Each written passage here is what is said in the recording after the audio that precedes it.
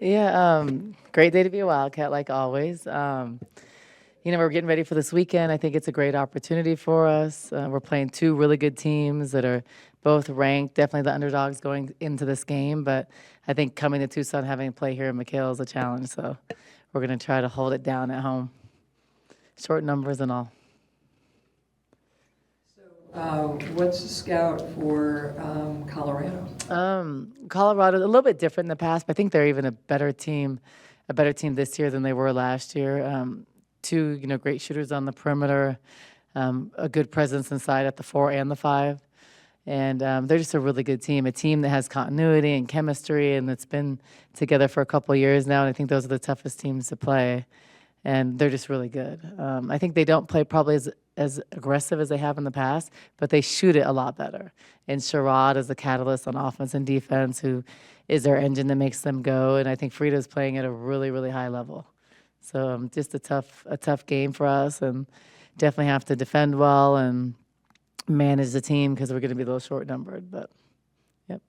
What do you tell this year's team, because there's only a couple people who played them in the past, right, about how tough Colorado is and like how Frida basically beat you last year? Yes, we left her open in transition. And Frida's such a great shooter, and she's playing even better than she was last year. She's improved a lot. They're a really good team, and they have a lot of good weapons and players that can get hot and they're very capable. I mean, Sherrod also concerns me because she's the one, if you let her go downhill, she's finding Frida for those shots. So I'm just explaining to them just how tough the Pac-12 is. I think we had a taste of it with ASU, but still not understanding it. They're lucky we're not on the road the first game at Colorado and Utah. That's a tough weekend. So glad we're playing them at home. We haven't been at home for opening weekend, I think, since I've got the job here, so I think in 8 years. So a good opportunity to start off in the Pac-12. So I think they just don't really know what to expect, and they're going to see real fast. It's going to be tough. Our conference, I've been saying this, is by far the best it's ever been, even from when I played, and the most competitive it's ever been. So I'm excited to start. And be out this week. Well, right now, Solly's out. So, I can't rush her back, and I should be, rebounding like that. So she's just out so far, and we'll play it by ear. But with this team, who knows? Something could pop up today or tomorrow. No, but I think for us, our mentality is, just go out and do your best. And honestly, if you think about every top team in the country, your rotation is 7.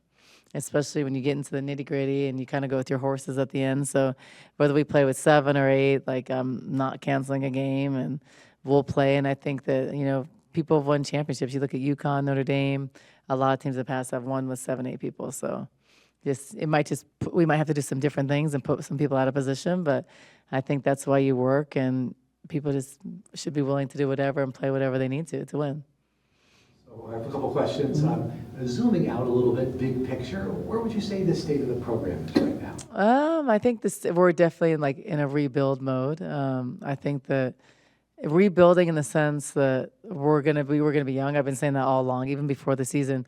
We are going to be young. We don't have a lot of depth right now, and it's stuff that's you just can't foresee. So I never would have thought Montea. She's never had an injury in her career. Never would have thought she'd be out for the season. And then injuries off and on with Solid. We've just had a lot. And then we had a walk-on come injured. So just our numbers are down. So that affects kind of the rotation. And what it does, it puts freshmen into the line of fire, which is great. So Jada, Skylar, Brea, and a lot of new people are going to get a lot of playing time. And I think that will pay off later. But in the interim, it's going to be hard. So I'd say we're in a young phase, trying to build up a young team and kind of keep that core intact. Tough questions. Can a program place too much emphasis on defense? No, not if you want to win. I think a program that averages 70 points a game wouldn't be focused on offense. But if you're giving up 80, then you need to focus on defense. And I don't think a program that has success and went to a championship would question that, because we were one of the best in the country. So I think you'd question it if you hadn't done well like that.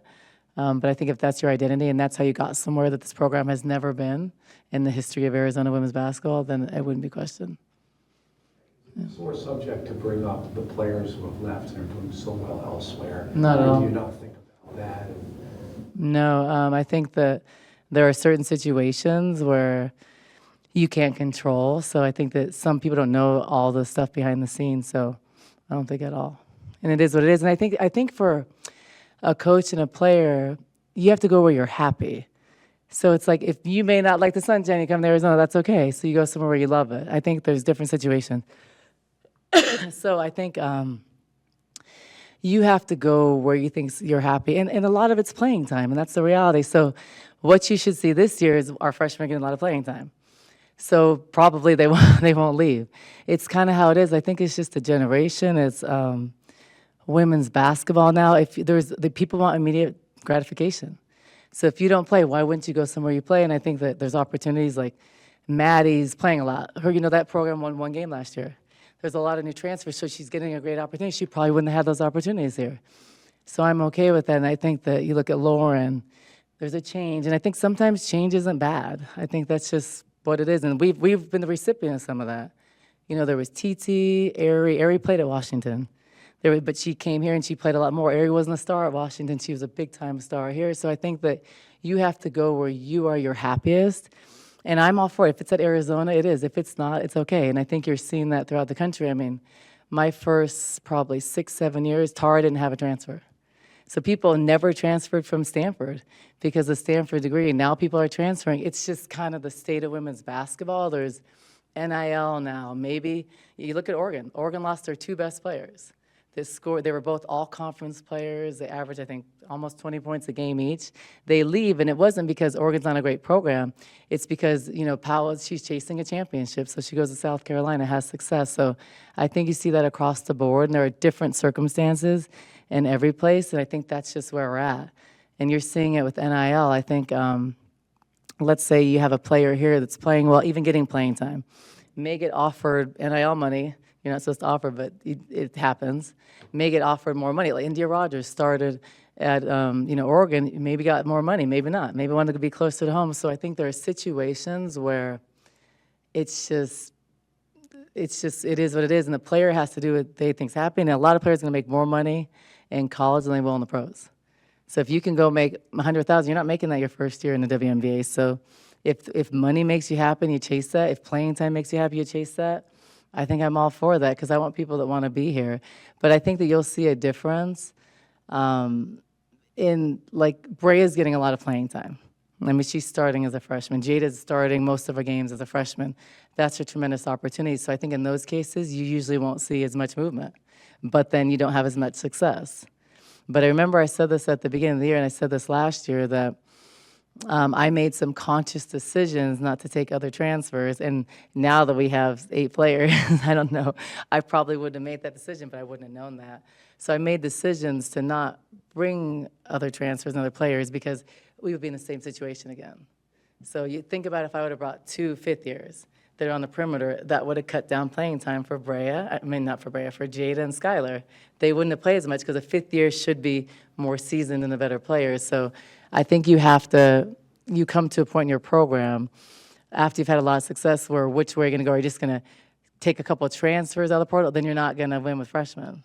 Or are you going to take a step back? And I understand when we had our success, we had our core together. So I was more invested on maybe not winning as much, but building your freshmen because I know we'll win a lot more later versus a turnover every year. And that's kind of the reality.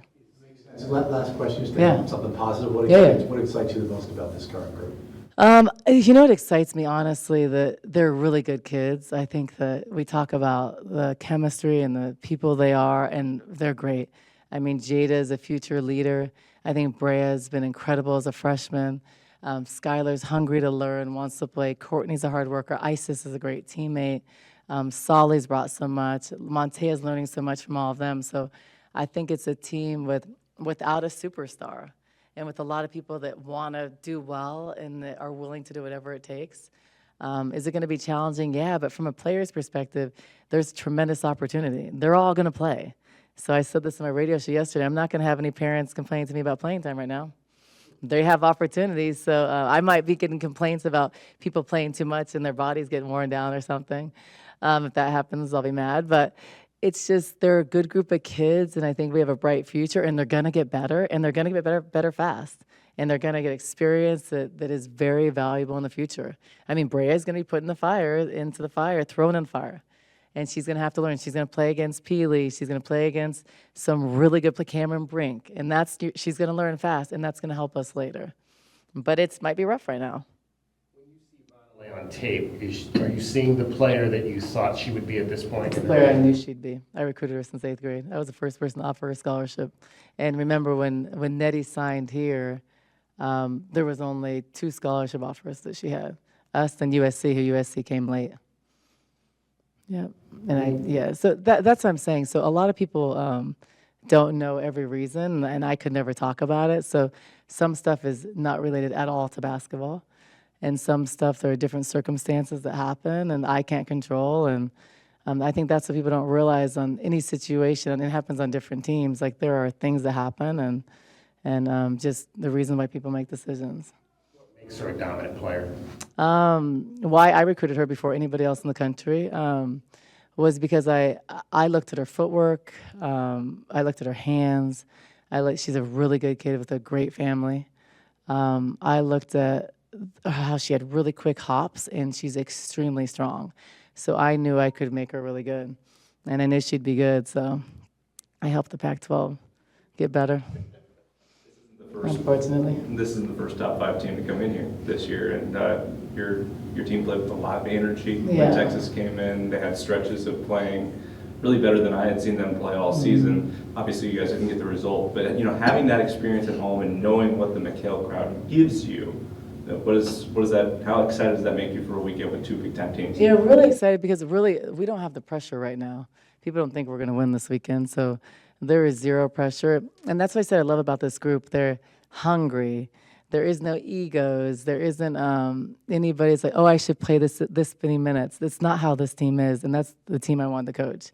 It gets exhausting, coaching players. If they play 12, they want to play 16, or if they play 18, they want to play 20. I don't coach that kind of stuff well, because we're trying to win. So you play what you need to play, and you don't worry about if you're a 5, you want to be a 4. If you're a 4, you want to be a 3. That's exhausting, and that's not what I want to coach, because I feel like you should have the mentality like, I'll play whatever position whenever, and that's how I was. So those are teams I coach better. So I'm going to coach them up, and they will do whatever it takes right now. And I think that they're playing hard. They're not giving up. We are making mistakes and we're getting better, but they're improving. And I think that's what you want as a coach. Now, the result you want is winning. But I think that in every program, there are different stages and there's ups and downs. We're young, but it's gonna be keeping this group intact and building for the future. So I'm excited. We're gonna play hard, and we have nothing to lose this weekend. And we play really well at home. And I think that people are scared to play us here, and they should be. More prepared to play at speed, because I know some of those early games, there were a few fouls that Brea took a couple in the first 30 seconds that you were a little frustrated by. But are they more prepared to play at the speed of these teams now than say it would have been? I think so after, but that's a new team with 8 new people and 3 freshmen and a sophomore that are going to play a lot. Kayden didn't really play a lot last year, so it's all new. So I don't think you understand that speed till you face it. So we got a taste of that. No, it's funny. We've played 2 good teams. So we played Ole Miss, and then they have their whole team intact, and then someone gets injured, they lose their starting point guard. And then we played Texas, and Rory Harmon, it's unfortunate what happened. We're really sad about that, 'cause she's one of the best guards in the country. We played them, and now people face them without. So we face these teams in their full force. But I think playing her, will make it easier for Kayden to then go play Sherrod. Because it's different when you're coming in from the bench playing 5 minutes in a limited role versus you're starting on someone. You're supposed to shut them down or slow them down. It's a very different approach to a game. So I think that playing those good teams early will help us, because UNLV is a really good team, Gonzaga is a really good team, Texas is a really good team. But we're about to face teams like that every weekend. So, but I think that every program goes through different stages. And you saw that a couple of years ago with Ohio State. You see it this year with Oregon and us. It's just a phase where when you lose players, you rebuild, but that's what everybody in the country is going through. And I think NIL has changed the game a lot. And so you have to, I think, approach it do you want to every year have a whole new team and work with that? And is that important in winning games? Or do you want to build freshmen and build continuity. Like you see the UNLVs, you see the Gonzagas. Those are teams that have been together a long time without superstars. So a lot of these great teams around the country, and Colorado is one of them, they don't have a superstar. They have a lot of really good players that just do their role and play. And I think, they've had success, so JR has done a really good job. Kaylin, I mean, what do you have to say about she's doing things she doesn't want to do, basically. Like play defense. Right. But, Yeah. Passing and all of that. Yeah, that she doesn't want to, didn't know how to. Yeah. About her development in those areas, doing things she doesn't know how to do or that she doesn't like or whatever. Yeah, I think that players have habits. Like Rhea's never guarded on the perimeter until this year. So I think as a coach, you have to extract those things. I think that you don't. I think what's hard too is funny. So let's say Kaylin here. So we develop and we work and we get players better. I think it's hard as a coach. You do that and someone leaves and you see all the stuff you worked on for them. And that's hard sometimes because there's some things you develop a player. They don't walk into your program like that if you're a program that develops well. And then they leave somewhere and you're seeing all the stuff you worked on. It would be like, for instance, Kaylin leaving and then she's defending now. So we started that and that was our work. So Kaylin doing that, it's making her a better player. And I think it was just opening her mind and her eyes to say, this is really good, but you're excellent when you do this. And it takes a long time because it's 18 years of habits. And I think that she's always been the player that scored like 40 points and didn't really have a strong group around her. So I think she's seeing that I can be more efficient with this and have the same points, but I can do X, Y, and Z, and our team can win. And I think her team is really poured into that, encouraged that, and she's becoming a better player. I mean, she was atrocious defensively last year. And she would say, I don't want to play defense. And I said, well, if you want to be a good player, you can't just play offense. Good players play offense and defense. And so I think, and she's capable. She's athletic, she's explosive, she's strong. So getting her to see that, and she's seeing the success, and it's paying off. I mean, you see Player of the Week and stuff. And we're talking about a player that played 5 minutes a game last year. So I think she's put in the work. She's seeing the benefit. She's seeing how she's becoming a better player. She's getting recognized for that. So when you receive those things, I think you're more confident in those things, and you try to do them better. Vocal, though, disdain for defense, which she expressed again in the press conference the other night. Do you need her to fall in love with it for her to be the player that you want her to be eventually? I need her to fall in love with it if she wants to be the best player she can be. And that's on her. Like, I can't make you, like, you can't make me love coaching. There's some things about coaching I don't like. There's some things I love. That's my job. And I think any job that you're not going to do everything you love. Do I love the transfer portal? No. But do I like it? Yeah, I like it sometimes because you can get good fast. Do I love it when you put in work for players, you made them better leave? No, I don't love that. But that's the job, and that's what you have to do. So she has to buy into it like she is now to be a better player. So it depends on what you want to do. But I think that great players want to be good at everything. They want to be taught. They want to learn daily, and I think she's at that point. Does she love going out and guarding full court? No.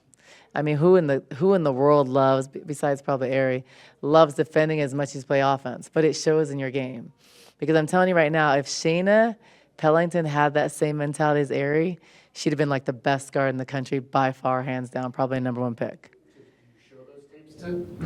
Yeah, we show Kaylin, we show our desire for that. Because I think that there's not a lot of players that can defend. I think you want the identity of your team to be how you want it. So if you look at when we went to the championship, we didn't have, Ari was a good defender, but Ari wasn't great. She was out of position a lot. But she was fast and athletic, so she could make up for it. But we didn't have like a great one-on-one defensive team.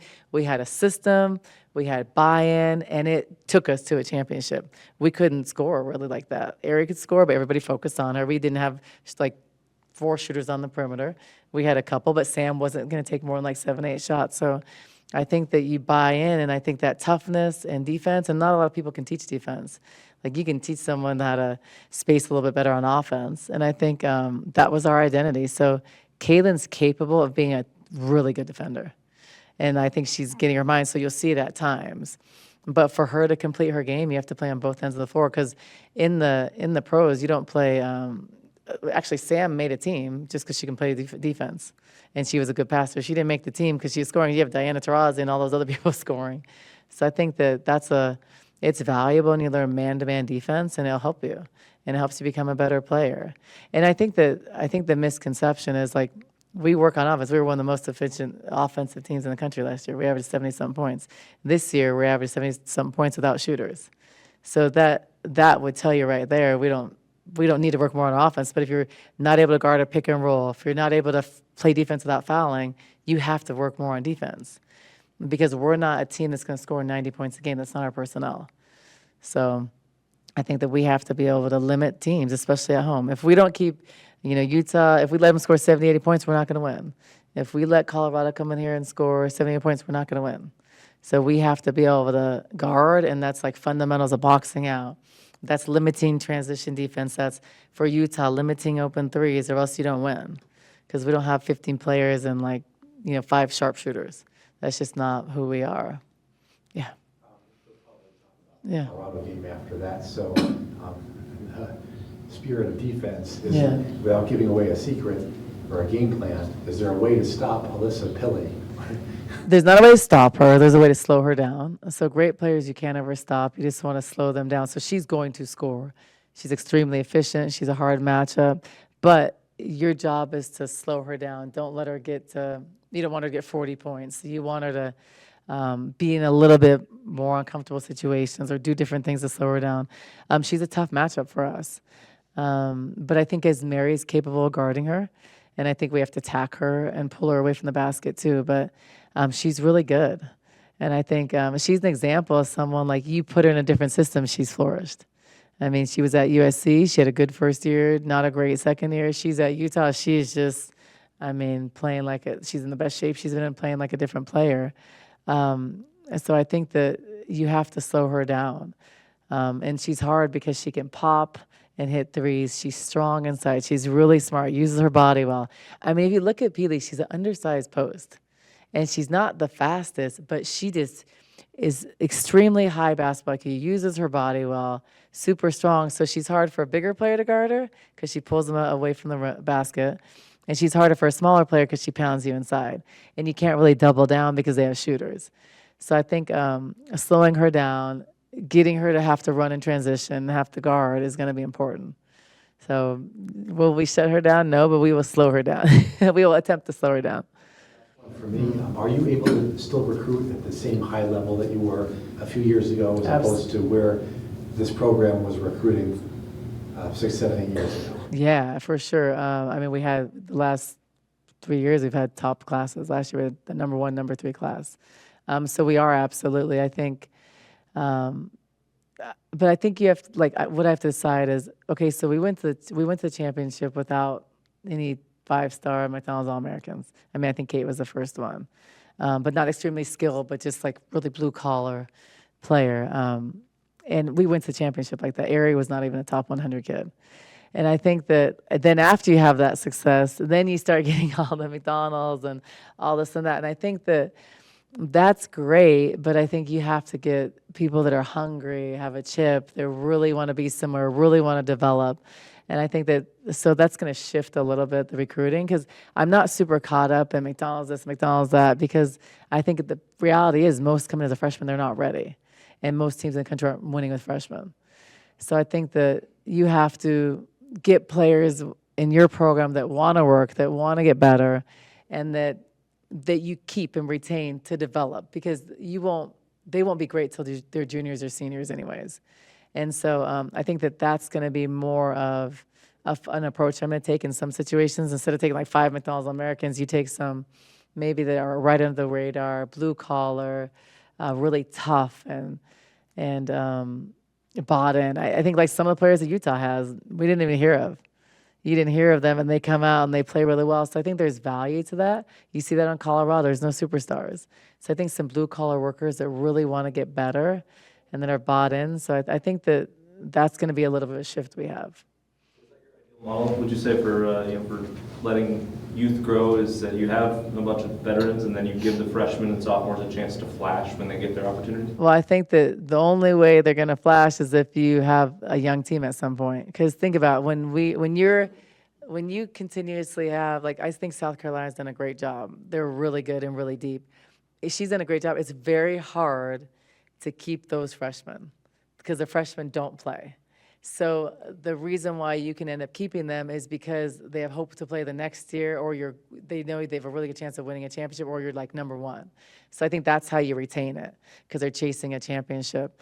But I think if you look at other programs, I'd say like 15, or they're the top 20 teams, not the top 5, let's say. If you don't play the freshmen, they're usually going to leave, because they're usually going to go somewhere else, because the main thing is kids want to play. And so I think that's a hard balance. So if you bring a whole bunch of transfers, your freshmen aren't going to play. So if we would have brought 3 more transfers, we could have brought some really good transfers. Jada wouldn't have played. If we brought a really good 5, Brea she wouldn't have played. So Brea, Jada, Skylar, they wouldn't have played. And so what would have happened was, and I knew that was the reality because I'm seeing the shift the last couple of years. So I knew that if that's the case, what would have happened? Jada wouldn't have stayed because everybody would have been recruiting her. Brea wouldn't have stayed. Skylar wouldn't have stayed. So I think that, I knew this year Montea was going to play a lot. Montea got hurt. I knew Jada, Brea, Skylar, and I said that last year. I said that was a conscious decision I made to not bring the transfers, because it's hard if you don't make it to a championship. You play a 5th year. Let's say, like last year, a great example was look at our team. Our 5th years, our experienced players played a lot. Well, our freshmen didn't play as much. You look at the year before, all of our freshmen didn't play, they left. So I think that you have to decide like what you want to do. And I think that my model is going to be they're getting experience and then trickle in some transfers that can help us, but not to replace the youngsters that are learning. Not to replace the Kayden, the Brea, Jada, Skylar, and Montea, but to add to a deficit we don't have. Maybe someone that can give us what Mary is giving us, and she's graduating, or someone that can learn and develop into a Helena. So I think that's the hard balance, because by doing that, you're not going to win as many games. That's a fact. If you don't have, you're not going to win with 3 or 4 freshmen playing a lot. You're not going to win at the level you want to. You're not going to be a top 5 team like that.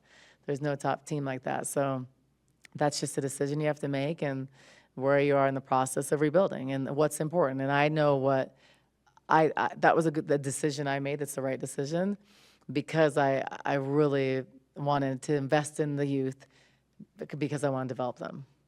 So now, will that work out like that? Maybe not. It could, it might not. It's a risk I'm willing to take. One or two more. Okay. Getting back to Kaylin, it's not just that she's the leading scorer. She's doing all these other things. So there were a couple games, the Ole Miss game, and there was a San Diego State, South Dakota State, whatever. In that tournament. Yeah, and she didn't score a lot. One of the games she had like 4 assists or something. Yeah. What is it about her now that she's being consistent? Like she's always filling things up as opposed to just getting her points or getting something else. I think she has an understanding of what success is and what being a good player is and a good teammate. I think that it wasn't before like she wasn't a good teammate. It was she didn't know that's her tendencies and that's her habits and how she's played her whole life. So I think it's understanding that you can still achieve the things you want to. You can have the same points, but you can be more efficient and your team is happier. So an example, what I tell her sometimes, let's say you're hot. Let's say you scored 4 times in a row. Maybe you don't go shoot that 5th and 6th because you've seen the post player bust their butt and run 4 times. So I had to teach her, like, hey, as Mary's running really hard, hit her a couple times. Because what happens is when the team would stand around, and I would show her this on film, and I was very critical in film many times. When the team stands around and you're like, you dribble, shot, you may make the shot, but they all stand, they all get pissed off. So what happens is the next time they don't screen hard, the next time they don't run the floor as hard. So your team doesn't play, and you can't win by yourself. And I think she did, but what I'm proud of her for is applying that, doing that and like taking advantage of it and seeing and trying it and seeing success in it, because now it's becoming more automatic, because her tendency is to score and she's a very good scorer. So I think understanding, okay, throw her a bone, or we need Brea to rebound and to do it, and understanding that there's value as a player. And I know as a player, if you're standing in the corner, you get frustrated and then you can't play like that. So it hurts the team. But even touching the ball, reversing the ball, it's a feel and you feel involved. And I think just having her understand that has helped. So I think it's helped her. But I mean, she looks like a different player, doesn't she? And she still holds it sometimes, and she still will dribble sometimes. But then we show her on film, hey, this person's open, or this person, or move the ball, get it back. And I think she's just understanding and growing. And that's why I talk about like that playing time is valuable, because to learn that in the game and to see that and have film on it, it's great teaching moments. And we didn't have that ability last year. And we have like specific incidents in the game, instances in the game where she can like see what she needs to do. And I think that's been beneficial. And Brea too, like in high school, you can slap behind and do that, like the lazy fouls. And they're not lazy, they're just habits from high school, like walling up early. Those are things that will take us years to break, but she will become better learning not to do those things. And now she can't because we don't have a lot of players. So I'm going to lose my mind if she does those early. Talking about teaching, that was the other question I was going to ask. I noticed in the game against Seattle, Brea came out of the game, and you spent a lot of time, just as the game was still going on, really teaching her. She was standing up, you were talking, and not just, I see you do that after, like when a player comes off and you'll say, like, oh, like if they've had a bad foul, and you're like, okay, this is what you're supposed to do. But this was an extended period. What kind of things are you teaching in that moment to a young player like that? Oh, I remember that. I talked to her specifically about, it wasn't that last foul that was necessarily a foul. It might not have been. Like, she's a little out of position, but I talked to her about the second foul. Because the second foul, the stupid reach behind, that's the one you want to eliminate, because the refs may make some calls that are questionable, or you don't think it's a foul. We don't know till we see on film if it was or wasn't. But you want to take, because the fourth one you have to sit. So explaining to her, and then she was like, I have to sit that long. What if I foul out? I was like, but that's not, you have to learn. And I did put her back in 4 fouls. But I said that, like, you want to take away the ones that are just like, you don't need to reach behind if you're out of position. It's better than play defense when she receives the ball. But taking the risks for that sits you when you get the one that is a 50-50 one. So I think just the understanding and showing her on film, so she's doing that less. But when you're tired, we don't need those fouls. So now I'm also starting to see that, to sit her when she gets tired. I know she's getting caught behind, sit her, but now we don't have the luxury of that because of our numbers. So she's going to have to learn how to play through those things. And we're just going to, she has to. And that's just experience and habits and using your feet, working. We talked a lot about that time about working early too. So you're getting caught behind where you have a risk of doing that. So if you do your work early, you're not in that situation. So you can't do work late all the time, like the ball moves, then you move. So I think understanding of that, and we're working a lot with her on that. And she's getting better. Like, she's never had to play defense a lot. She usually sat in the paint. In high school, when you're 6'4", you sit in the paint and you do this. I mean, that's easy. But like now we're requiring her to follow, chase the shooter, run, jam someone in transition. But that's becoming a better player. She has to learn those things. She wants to be good, and she can be good. So it's learning those things and seeing what that looks like and showing her film of other really good post defenders. And she wants to be good, and she wants to learn. That's what I said I love about this group is, like, they're hungry. They want to do well. They do what I ask. They're trying. They're getting better. I mean, we're not even a defensive team to play the defense we're playing. And so just learning how to, okay, we can do this well, but if we eliminate these 3 things from the concentration of a box out or the technique a little bit better, then you get better game by game or day by day. Wrap it up there. Cool. Thanks, you guys. Yeah.